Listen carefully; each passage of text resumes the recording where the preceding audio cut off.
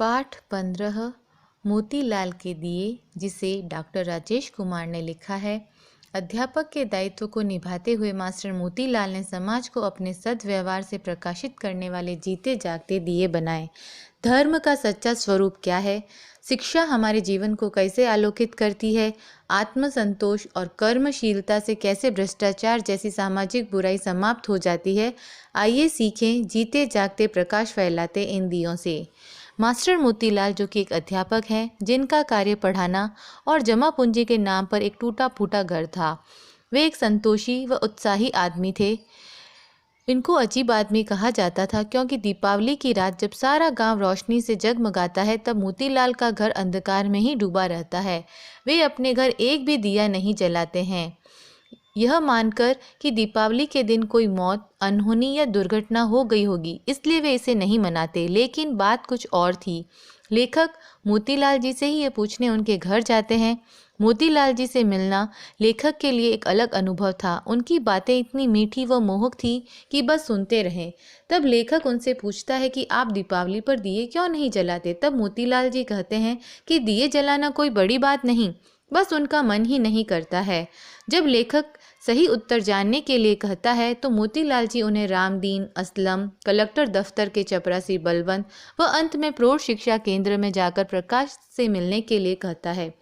तब लेखक उन्हें अजीब कहकर सोचता है कि जवाब के बदले इन आदमियों से मिलने को क्यों कह रहे हैं। लेखक इन सभी से मिलने जाते हैं। सबसे पहले वे रामदीन के घर जाते हैं। वहां जाकर वे दंग रह जाते हैं क्योंकि उनके घर इतनी सफाई, आंगन में फूल पौधे, पालतू पशु, घर में किसी प्रकार की कोई गंदगी नहीं। घर के सदस्य अपने अपने कार्य में व्यस्त थे। लेखक रामदीन का घर देखकर उनके पिता से पूछते हैं रामदीन के बारे में। जब उनके पिता उन्हें प्रेम से बताते हैं और उनका स्वागत करते हैं, कहते हैं कि सुबह उठकर भगवान का नाम लेकर माता पिता के चरण छूकर उनका अपने बीवी बच्चों का हाल जानता है, उनके पास बैठता है, अपने पशुओं को दुलारता है, घर के काम करता है, वह समस्याएं सुलझाता है। रामदीन आता है, इतने प्रेम से वह उनसे मिलता है जैसे कोई सगे संबंधी हो। वह अपने बापू के बारे में बताता है। लेखक को वह बड़ा ही गुणवान व अच्छा इंसान लगता है। इसके बाद वे मस्जिद असलम से मिलने जाते हैं तो देखते हैं कि वहाँ अधिकतर हिंदू थे। तब लेखक अचंभे से भरकर किसी हिंदू से पूछता है, भाई यह मस्जिद ही है ना? तब जवाब आता है, मंदिर मस्जिद दोनों ही खुदा के स्थान हैं। हम जिस भाव से दर्शन करेंगे हमें वही दिखेगा। दोनों ही शांति, सुख और संतोष देते हैं। धर्म की ये जोड़ने की भावना हमें मौलवी असलम व पुजारी दाता दीन सिखाते हैं। इनके सरल, सादगी युक्त, निर्मल और उदार व्यवहार दोनों ही देवदूतों से मिलकर उन्हें छोड़ने की इच्छा तो नहीं थी, लेकिन क्या करें, कलेक्टरी बंद होने को थी और बलवंत से भी मिलना था।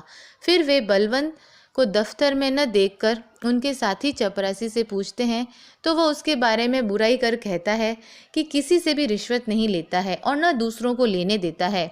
लोग उसे पैसे देकर काम करवाने के लिए घूमते हैं, पर वह ईमानदारी से ही अपने कार्य करता है।